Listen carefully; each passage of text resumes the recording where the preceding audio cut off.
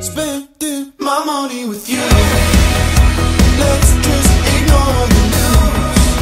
I know you know that California sure would be nice if we didn't want to do my money with you.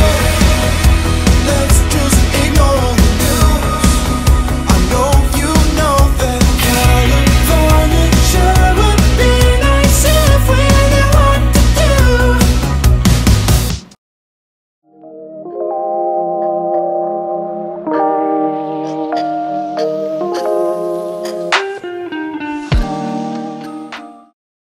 OMG, alam nyo ba, kagabi ko lang iniisip to na bibili ba ako ng DJI Osmo Pocket 3 or hindi. Kasi to be honest, even before, hindi ko siya bet.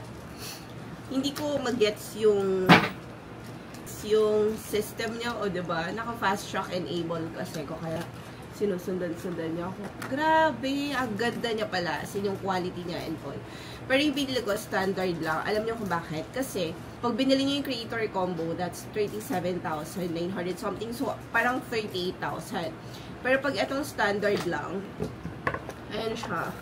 This is 28,990. And then, pag bibili kayo ng mic, 2 pieces na yung mic niya for only 8,290.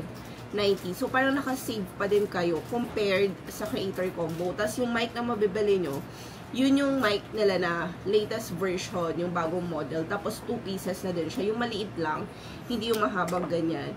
So, yun yung next na bibilhin ko. Kaya, hindi ko kinuha yung creator combo. Nag-purchase ako na itong battery handle. This is 3,390. Ang purpose niya, aside from handle, meron din naman siyang handheld. Pero, aside from that one, pwede mo itong i-switch. Tapos, i-charge na din yung Pocket 3 mo. So, para siyang extra battery, i-charge mo to, and at the same time, pag kinabit mo siya sa Osmo Pocket 3, automatic mag-charge din yung Pocket 3 mo. So, this one's 3,390. Now, the thing is, I still have my GoPro Hero 11, and ang dami na namin pinagdaanan na itong GoPro ko. Ayan, hindi ko siya ma-let go kasi number 1, siya yung kasama ko sa lahat ng mga travel ko.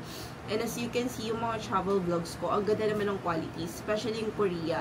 Pag napanood nyo siya, it will be out this January 2025. Ang ganda ng quality niya. Still have my Canon, pero I'm selling it na, the Canon M50.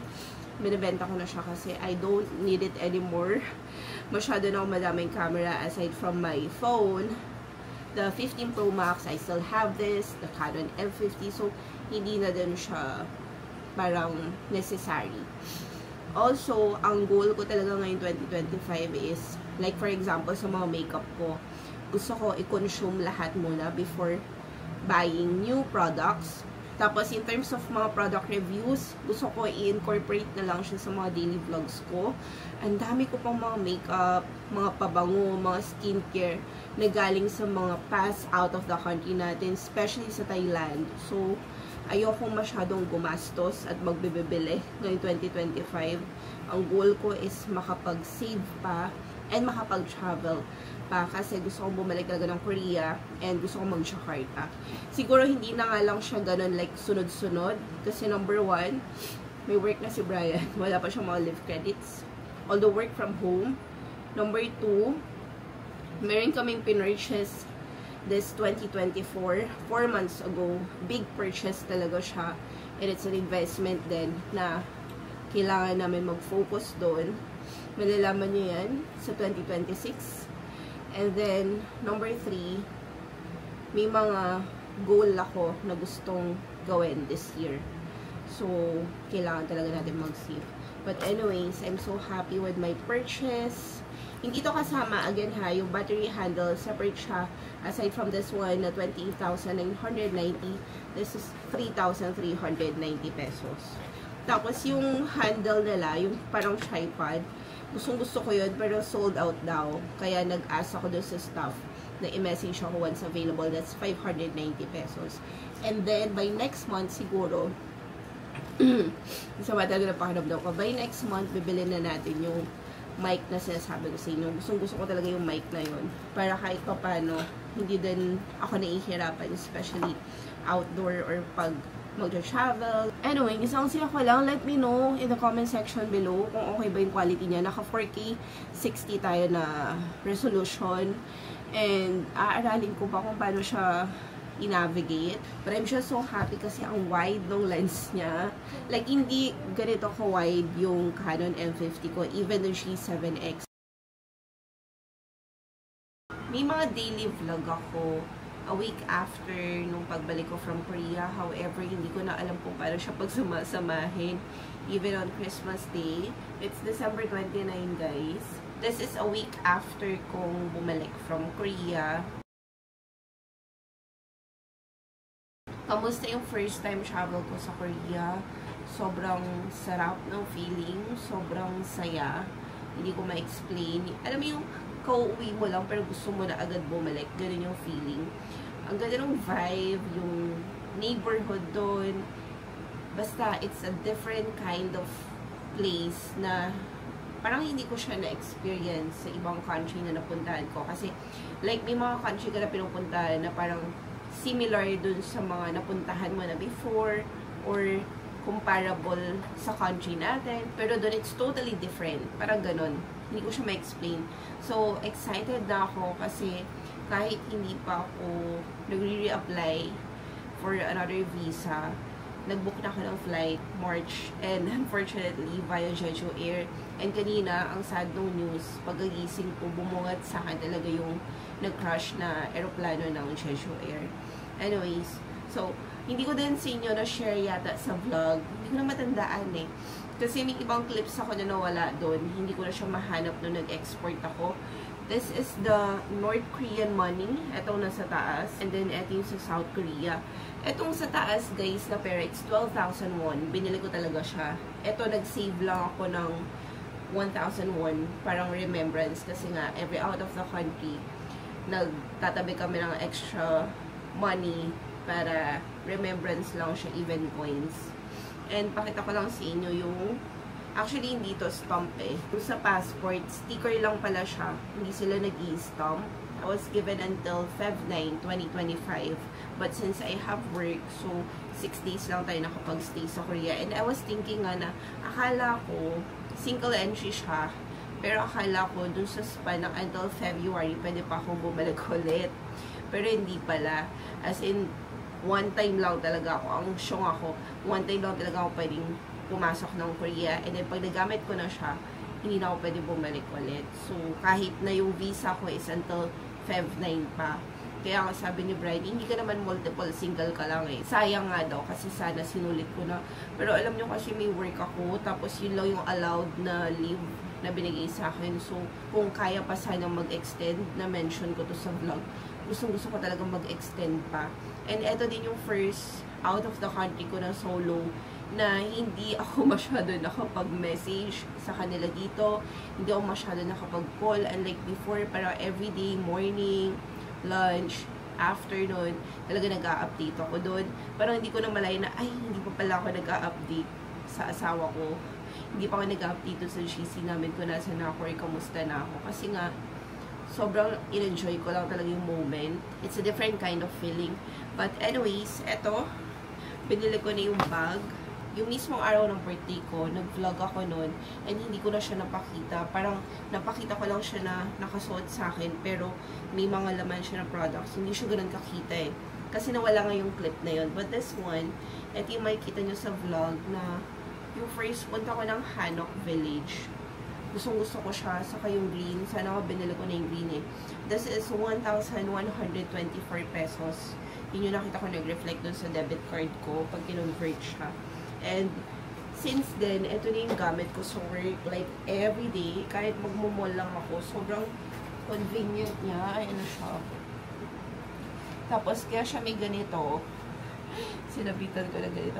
Kaya siya may ganito kasi may kasama din siyang strap na mahaba. Magnetic din. And alam nyo ba, reversible bag to. Ayun, color blue yung sa loob niya. Na-reverse ko na din to. Pero mas gusto ko yung color brown. Kasi timing din na this is one of the colors pala ng 2025. So, good thing na binili ko din siya. I'm just happy.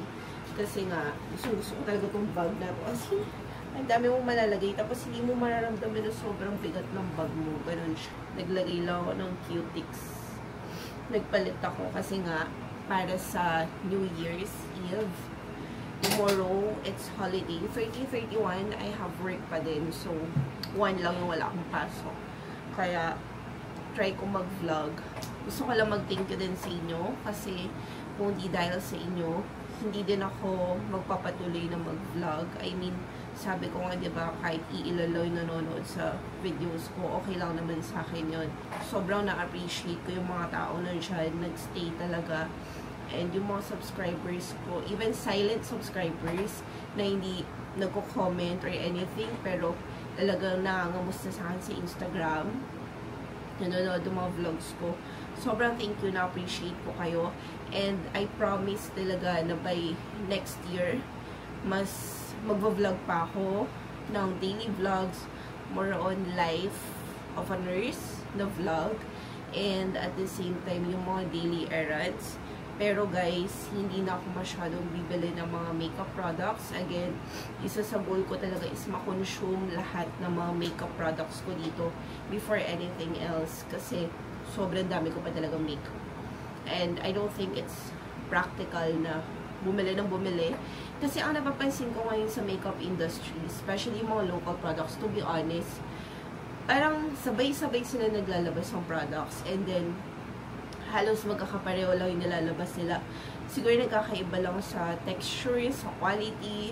Pero, pag naglabas yung isa ng sunscreen, maglalabas din yung isang brand. Yung ganun. So, parang doble-doble gastos din siya sa mga consumers kasi gusto mo i-try yung ganitong brand. At the same time, gusto mo din tong brand na to.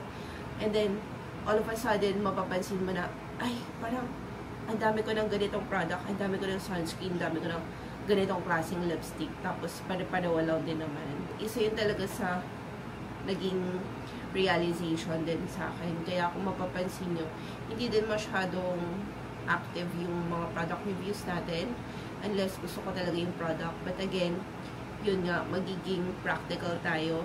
Grateful ako this year kasi ang daming, may mga nangyaring bad or hindi natin gusto, pero mas madami pa din yung blessing. Aside from yung mga out of the country namin na buo na kami, kasama na yung mga kids. At the same time, may mga solo travel ako na hindi siya kasama talaga sa plan this year. Pero sabi ko nga, ang galing, like itong Korea, hindi naman siya kasama sa plan ko. Pero sabi ko, kaya ko palang mag-travel on the spot. Yung parang, ay, punta tayo sa ganyan. And having that privilege, sobrang grateful ko talaga kasi of course, aside from hard work, syempre, yung supporta nyo din, malaking bagay sa akin yun, na para ma-encourage pa ako na gawin yung mga gusto kong gawin, or yung mga nagpapasaya sa akin. And I promise din na talaga magiging active na ako sa TikTok. Like, magpo-post na ako ng mga videos doon. Kasi medyo ang hirap lang talaga i-manage ng time. Kasi this year, ang dami din talagang blessing. Ang daming mga clients na naging friend. Mas naging active ako sa other work ko aside from being a nurse. So, mas mabilis kasi yung income doon, but you have to work really hard kasi matrabaho talaga siya. Gusto ko maging simple lang yung vlogs natin, like kung ano lang yung nangyayari sa realidad, yun lang talaga siya, kung ano yung totoong nangyayari sa buhay ng isang tao, ano ba yung ginagawa ng isang nurse on a regular basis, on a daily basis, pag uwi ko sa family ko, yung mga ganong klaseng vlog. Personally, na-ensure ko din manood yung mga ganong klaseng vlog. But let me know in the comment section below kung meron kayong mga request. Sorry, medyo gugugo yung boses ko kasi grabe talaga yung sipon ko. Anyway, so that's it for today's video. Come and join me tomorrow sa ating duty. Hindi ko man ma-vlog na buo, of course, hindi siya allowed talaga. Syempre, since nasa work area tayo, but I will try my best na talagang ma-vlog ko yung pag-ready ko and all and on the way to work. So, that's it for today's vlog. I'll see you again tomorrow.